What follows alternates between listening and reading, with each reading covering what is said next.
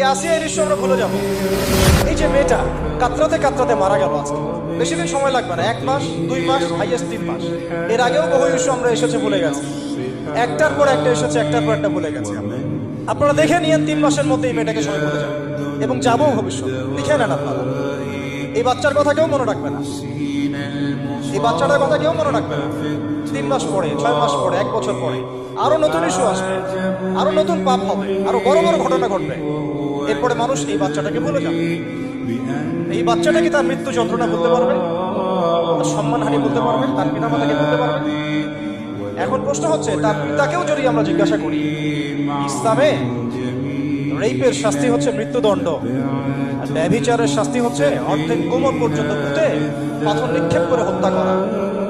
এবং বিবাহিত ব্যক্তি হলে এই শাস্তি, অবিবাহিত হলে 100 বেত্রাঘাত, 1 বছরের নির্বাসন এবং সমাজ থেকে বয়কট করা।